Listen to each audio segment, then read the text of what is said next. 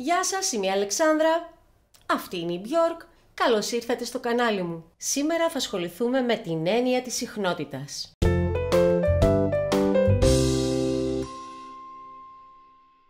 Η συχνότητα είναι ένα από τα βασικά χαρακτηριστικά του ήχου και συνδέεται με αυτό που στη μουσική ονομάζουμε τονικό ύψος ή pitch, δηλαδή το πόσο οξύφωνος ή βαθύφωνος είναι ένας μουσικός ήχος. Κάθε ήχος για να παραχθεί προϋποθέτει την ύπαρξη κάποιας ταλάντωσης ενός ελαστικού μέσου. Στην περίπτωση της μουσικής, το ελαστικό αυτό μέσο μπορεί να είναι η ταλαντούμενη χορδή για τα έγχορδα, η μεμβράνη για τα μεμβρανόφωνα κρουστά, η στήλη αέρα για τα πνευστά, ολόκληρο το σώμα του οργάνου για τα ιδιόφωνα κρουστά και οι φωνητικές χορδές για τη φωνή.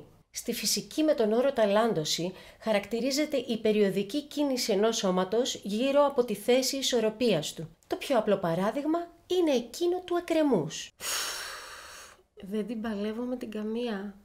Έστω ότι έχουμε μια χορδή δεμένη σε δύο σταθερά άκρα. Όταν η χορδή είναι ακίνητη, τότε λέμε ότι βρίσκεται σε θέση ισορροπίας. Αν ασκήσουμε μια εξωτερική δύναμη και θέσουμε τη χορδή σε κίνηση, τότε αυτή θα ταλαντωθεί γύρω από τη θέση ισορροπίας της. Ο χρόνος που χρειάζεται για να διαγράψει ένα ταλαντούμενο σώμα μια πλήρη ταλάντωση ονομάζεται περίοδος και η μέγιστη απομάκρυνση από τη θέση ισορροπίας ονομάζεται πλάτος ταλάντωσης. Μήπως ξέχασες να ορίσεις την έννοια της πλήρους ταλάντωσης? Μπορεί κάποιος να της πει να μην μιλάει άλλο? Ας πάρουμε το παράδειγμα του εκκρεμούς ως το ταλαντούμενο σύστημα αναφοράς. Ένα εκκρεμές έχει διαγράψει μία πλήρη ταλάντωση όταν από το σημείο ισορροπίας όμικρον κινηθεί μέχρι το μέγιστο σημείο απομάκρυνσης α, στη συνέχεια κινηθεί προς την αντίθετη κατεύθυνση έως το μέγιστο σημείο απομάκρυνσης β και επιστρέφει στο σημείο ισορροπίας όμικρον. Η συχνότητα είναι ένα μέγεθος που εκφράζει το πλήθος των πλήρων ταλαντώσεων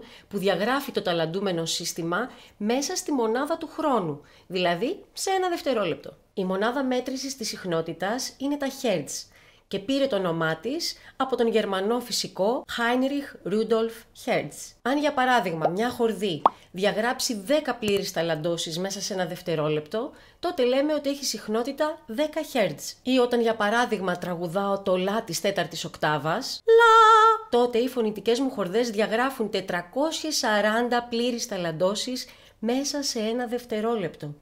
Wow! Λα!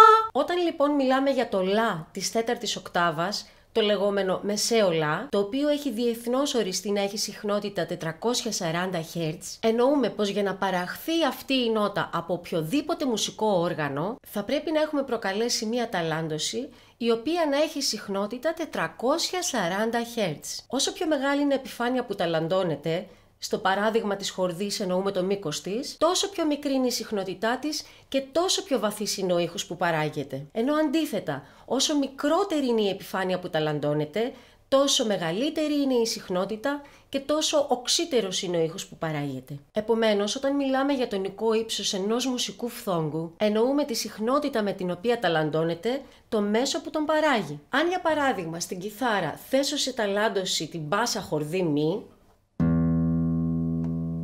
τότε θα παράγει έναν ήχο που η συχνότητά του είναι 82,41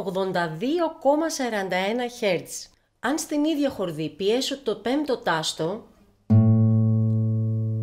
τότε θα έχω μικρύνει το μήκος της χορδής στο οποίο ταλαντώνεται, επομένως θα ακουστεί ένας πιο όξης ήχος με μεγαλύτερη συχνότητα και για την ακρίβεια θα έχω παίξει την νότα λα της δεύτερης οκτάβας με συχνότητα 110 Hz.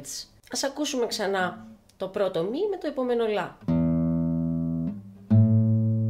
Τώρα, το πώς η ταλάντωση που πρόκειται για μια παλινδρομική κίνηση ενός ελαστικού μέσου παράγει ηχητικά κύματα, πώς αυτά τα ηχητικά κύματα ταξιδεύουν στο χώρο και μεταφράζονται στον εγκέφαλό μας σε ήχο μέσω της διαδικασίας της ακοής, είναι ένα άλλο θέμα με το οποίο ίσως ασχοληθούμε αργότερα. Αν σας άρεσε αυτό το βίντεο και θέλετε να στηρίξετε το κανάλι μου, κάντε like και subscribe, ακολουθήστε με στα social media, μοιραστείτε αυτό το βίντεο με τους φίλους σας και αφήστε τα σχόλιά σας και τις ωραίες σας ερωτήσεις στην περιοχή των comments.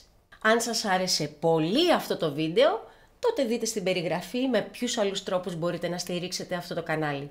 Αυτά από εμένα και την Björk, τα λέμε στο επόμενο επεισόδιο. Πώς θα το κάνω αυτό? Αμάν αυτή η περούκα.